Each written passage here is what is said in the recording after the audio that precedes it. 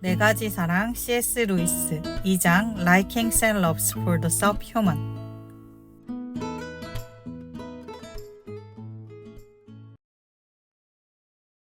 C.S. 루이스의 네 가지 사랑 1장은 서문이었고 2장은 인간이 아닌 다른 존재를 좋아하는 것과 사랑하는 것을 주제로 다루고 있습니다. 1. 좋아하는 것 혹은 사랑하는 것. 인간이 아닌 어떤 것을 우리가 좋아하는 것에 사랑한다는 말을 쓸 수 있을까요? 실제로 영어에서는 like 대신 love라는 단어를 많이 사용하고 있기도 하고 우리나라에서도 마찬가지로 사람이 아닌 존재에 대해서 사랑한다는 말을 자주 사용하는 것 같습니다.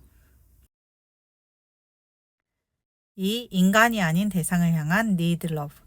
이러한 감정은 필요를 채움으로써 얻는 기쁨, need pleasures와 연관이 많이 있습니다. 목마를 때의 물 한 잔, 또 커피를 좋아하는 사람이 커피 한 잔을 마실 때 얻는 기쁨입니다. 그런데 이러한 기쁨은 과거형이라는 특징을 갖습니다. 예를 들어서 목마른 사람이 물을 마시고 나서 갈증이 해소되면 더 이상 물에 관심을 갖지 않게 되는 상황을 생각해 볼 수 있습니다. 필요를 채움으로써 얻는 기쁨은 서문에서 다루었던 need love와 관련이 있습니다. 이 사랑이 사람을 대상으로 할 때는 나의 필요를 채워주는 대상에 대한 사랑이었습니다. 그런데 이 사랑은 조건적이어서 어린아이일 때 부모의 돌봄을 필요로 했던 아이가 성인이 되었을 때 더 이상 부모의 돌봄이 필요하지 않아 부모를 별로 찾지 않게 되는, 어떻게 보면 별로 이전만큼 사랑하지 않게 되는 상황이 됩니다. 하나님을 향한 need love는 좀 예외적이었습니다. 왜냐하면 하나님을 향한 우리의 필요는 이 세상에서나 다른 세상에서도 절대 끝나지 않기 때문입니다. 3. 감탄하는 사랑 appreciative love.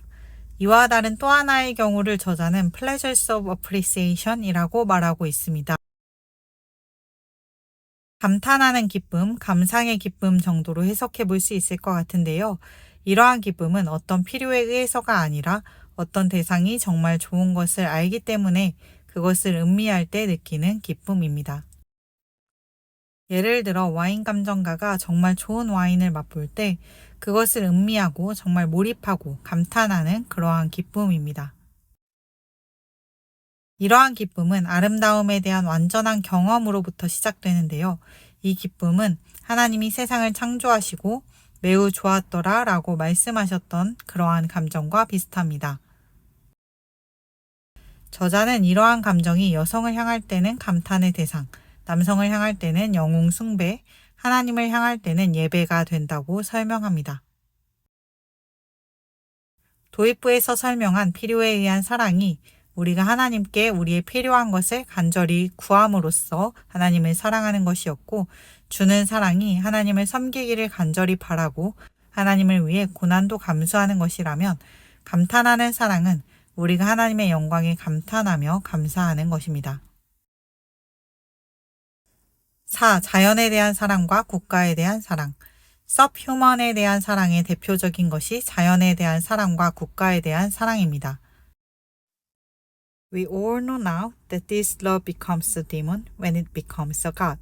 우리는 모두 그것, 사랑의 대상이 하나님이 될 때 이 사랑이 악마가 된다는 것을 이제 알고 있다. 그 대상에 대한 사랑은 역사 속에서 많은 시와 문학의 주제를 차지할 정도로 중요합니다. 하지만 자연과 국가도 하나님의 자리를 차지한다면 곧 악마가 된다고 설명합니다.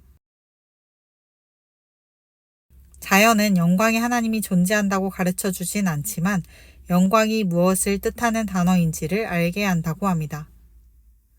나라를 사랑하는 애국심에 관해서도 이야기합니다. 내가 나의 나라를 사랑하는 것은 곧 다른 나라 사람들도 그들의 나라를 사랑한다는 것을 인정할 때 가능합니다.